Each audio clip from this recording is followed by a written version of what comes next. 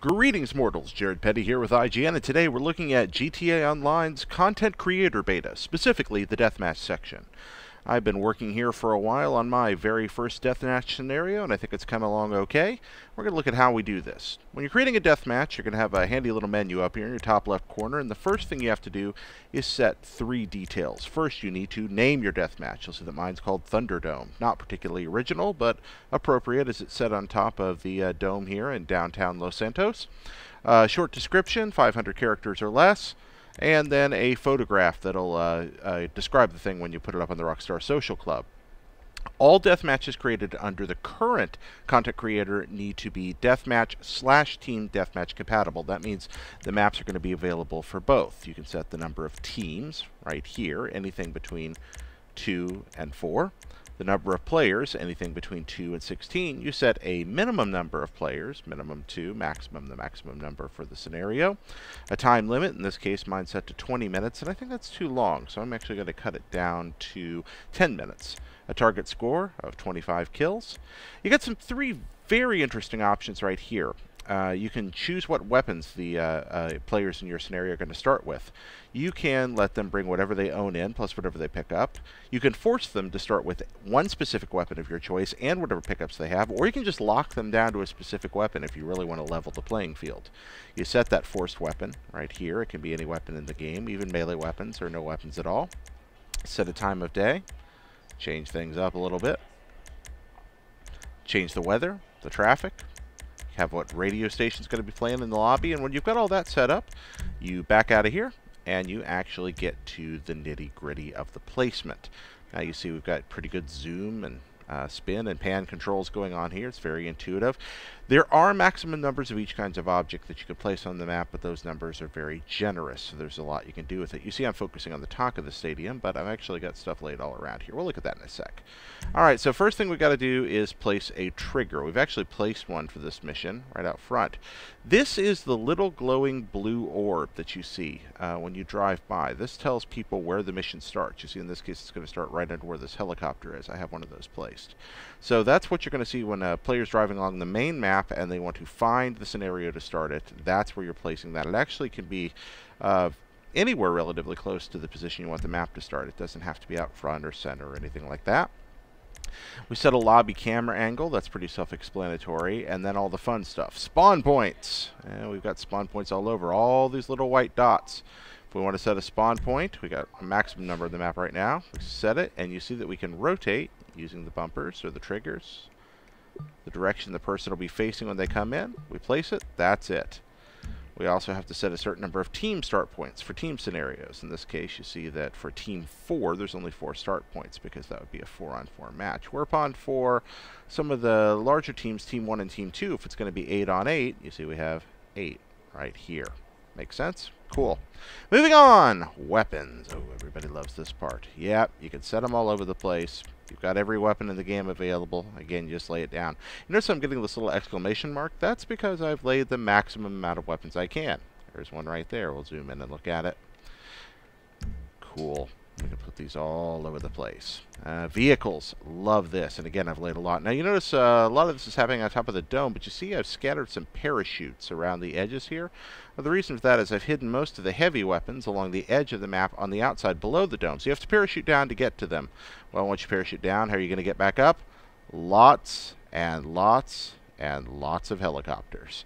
Laid out everywhere in a semicircle around the arena. Now, some jerk might try to blow all these up. If they do, well, you might just be stuck down there until you get killed or blow yourself up or find another way. We're still working on that. But, well, anyway. Oh, look, a tank right smack in the middle. That ought to be fun, especially on top of the roof with limited maneuverability. I think this design will work out well. We've got good cover laid all over the place.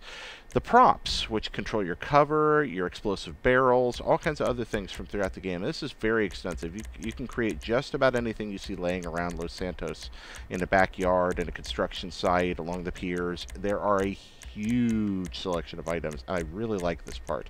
One of the things I want to pull up here for you, let me find it, are dynamic items. Exploding barrels, traffic cones, things you can knock down, security fences you can break, mailboxes you can tear down, all kinds of fun stuff.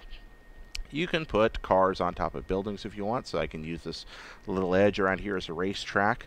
Now, we've got all this, and that's very cool, but you notice we're up here in the sky. What about indoor or underground areas, places we couldn't get to easily? I mean, you know, this is cool and all, but what if we want to get underneath something? I mean, look at the garage down there. I can't put anything in there. Ah, well, all I have to do is press one simple button, and my camera angle changes to the ground. And here I am, right where I was pointing. And looky here. I placed a weapon down there, and I've got another one over here, too, I think on the stairwell. If I wanted to place something new, I'd bring my menu up, and look, I can place things just like I could before. Back out of this menu, pop up, button. I can pop back up to the sky view again. So you got all this put together, and by the way, Rockstar has a very nice tutorial about it, so you get your feet wet with it. It does take a while. There's so many options, it quickly becomes overwhelming, especially for what I'm trying to do here with a large map. You got a randomizer, too, which is a handy little thing that'll just allow you to drop spawn points of weapons within an area. You can designate a zone, and it'll space them out for you. It's quite handy. You've got a radar switcher here. That's not a radar switcher for the scenario. That just allows you to see where you've got everything. Get a very specific idea of what weapons are sitting where. I cannot begin to tell you how helpful this is when you start analyzing how your actual map layout works. So we got all this cool stuff. What are we going to do with it? Well, we're going to test it. See, Rockstar forces us to play the scenario for at least 2 minutes or a maximum number of kills every time we change it. The reason it does that is to make sure that we don't screw things up or have something horribly broken that we then try to upload. So here we are. Here at my spawn point. You see we're down here kind of under the edge. Now, you see this guy right here firing blankly into the wall? These are the bots that help you out with the scenario. And, well, frankly, on this kind of map, they're not very bright. So you're not necessarily going to get the best idea of what your map's going to do, but it gives you a rough edge. You're going to run up here, see what it's like to run from spot to spot. Take a little cover, get shot, and we've got invulnerability turned on, which is a menu option. It's helpful for testing. Run up here. Hey, tank's there. We can grab one of the all-terrain vehicles. Come down here. Play with this ramp I placed, maybe. We'll go around the edge. Oh, I could just fall off the roof.